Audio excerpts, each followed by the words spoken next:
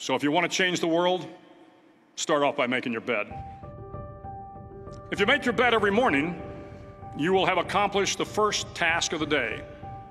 It will give you a small sense of pride, and it will encourage you to do another task, and another, and another. And by the end of the day, that one task completed will have turned into many tasks completed. Making your bed will also reinforce the fact that the little things in life matter. If you can't do the little things right, you'll never be able to do the big things right.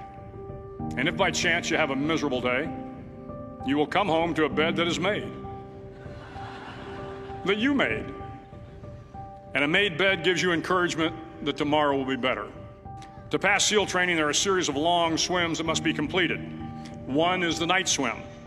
Before the swim, the instructors joyfully brief the students on all the species of sharks that inhabit the waters off San Clemente. They assure you, however, that no student has ever been eaten by a shark, at least not that they can remember. But you are also taught that if a shark begins to circle your position, stand your ground. Do not swim away. Do not act afraid. And if the shark, hungry for a midnight snack, darts towards you, then summons up all your strength and punch him in the snout, and he will turn and swim away. There are a lot of sharks in the world. If you hope to complete the swim, you will have to deal with them. So if you want to change the world, don't back down from the sharks.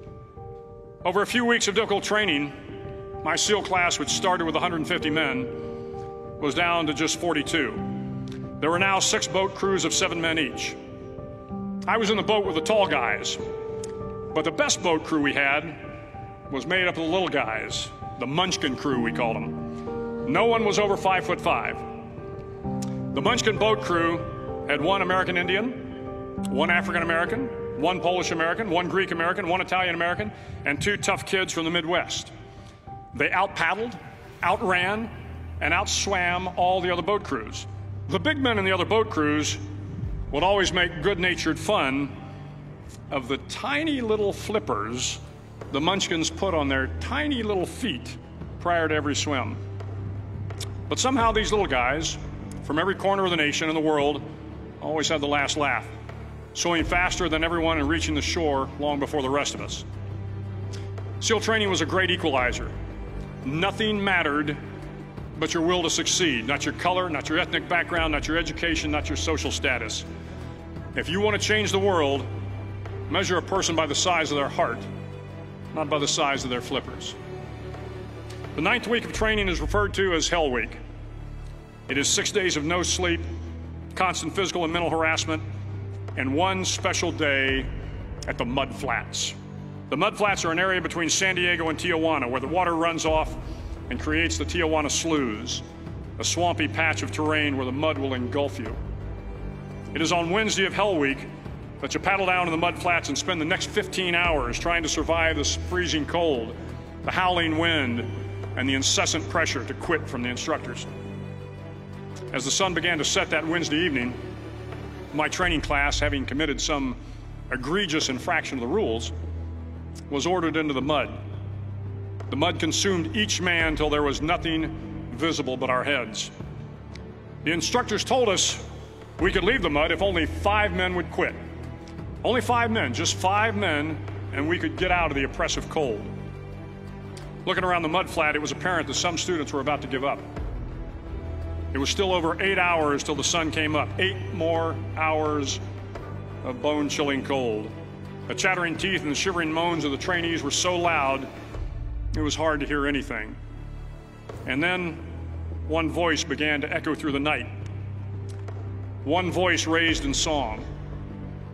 The song was terribly out of tune, but sung with great enthusiasm. One voice became 2, and 2 became 3, and before long, everyone in the class was singing. The instructors threatened us with more time in the mud if we kept up the singing, but the singing persisted. And somehow the mud seemed a little warmer, and the wind a little tamer, and the dawn not so far away.